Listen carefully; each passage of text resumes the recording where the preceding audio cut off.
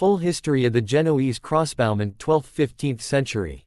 Genoa rose from a small coastal town into a major Mediterranean republic between the 11th and 12th centuries. Trade routes stretched across the sea, bringing profit and danger in equal measure. The city had to defend its ships, colonies and ports, and this constant pressure helped create one of the most respected soldier traditions of the Middle Ages, the Genoese Crossbowmen. The crossbow suited the needs of a maritime city. It was powerful, compact and easy to use in tight spaces on ships or battlements. Genoese craftsmen refined the weapon with steel prods, reliable strings and strong mechanical winders.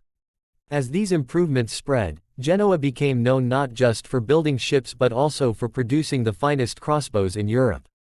A dedicated class of trained soldiers developed alongside this industry, and by the late 12th century Genoese crossbowmen were recognized as skilled, disciplined and dependable. Their training was regular and structured compared to most medieval militias. They practiced firing volleys, advancing behind shields and reloading under pressure. Their most important tool was the pavise, a tall shield planted in the ground to create a protective wall. Pavise bearers, sometimes separate specialists, accompanied them, setting up the shields while the crossbowmen loaded and fired in coordinated cycles. This made them tough to dislodge and effective in both siege warfare and field battles. Because their discipline stood out, European rulers noticed them quickly. By the early 13th century, kings and princes across the continent were hiring Genoese companies as mercenaries. They were expensive, but commanders valued their steadiness. These soldiers fought in France, Spain, the Holy Roman Empire and the Crusader states. In an age when most armies were temporary levies, the Genoese crossbowmen became one of the earliest examples of a professional military specialist. Their reputation grew even further during the Crusades. Genoa supported the expeditions for political and economic reasons, and its crossbowmen fought in many sieges and assaults across the eastern Mediterranean. They fired from ships during naval operations, targeted defenders on city walls and helped storm fortifications with well-timed volleys. Chroniclers praised their accuracy and calm behavior in the heat of battle. Life as a mercenary was hard. Campaigns meant long marches, limited supplies and unpredictable pay. Many crossbowmen came from working-class backgrounds and saw service as a chance to improve their status. Despite the hardships, the demand for their skills kept them moving from war to war, contract to contract. Their loyalty belonged to the employer who paid them, but once hired they were expected to follow orders strictly and hold their ground. This reliability was a large part of their value. Naval combat played a major role as well. Since Genoa was a maritime power, its soldiers learned to fight on decks during sea battles. Crossbowmen tried to disrupt enemy crews by targeting officers, helmsmen and rowers. A well-placed volley could shift the balance of a naval engagement long before the ships actually collided.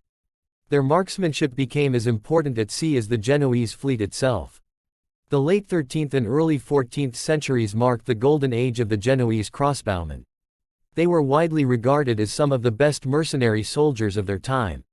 Italian city-states, French kings and Mediterranean lords all sought their services. They became symbols of skill and military professionalism. Chroniclers described their coordinated volleys as iron rain, and their presence on a battlefield often boosted morale among allies. Their most famous and most tragic moment came in the Hundred Years' War. When the conflict began, the French crown hired thousands of Genoese crossbowmen to counter the English longbowmen. The weapon was slower than the longbow, but when paired with pavises and supported properly, it could be just as effective.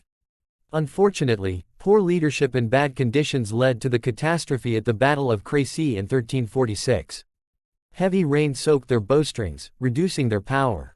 Many pavises were left behind in the confusion. Even so, they were ordered to advance.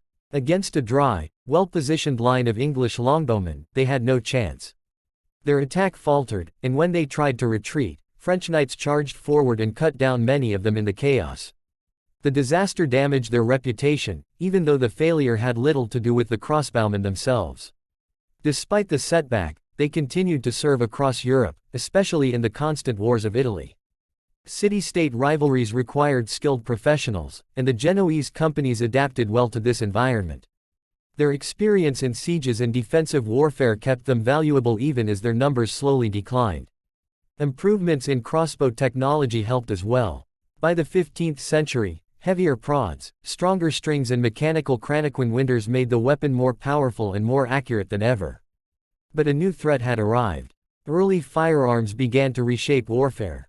At first they were slow and unreliable, but they could penetrate armor more easily than a bolt. As handguns improved, rulers began shifting their armies toward arquebusiers and musketeers who required less training and delivered greater penetrating power. Crossbowmen still saw action, especially in sieges, but their role was reduced. By the early 16th century, the age of the Genoese crossbowmen had come to an end. Genoa continued to play a role in Mediterranean politics, but its once famous crossbow corps faded from the battlefield. Some soldiers transitioned to firearms, while others retired into civilian life.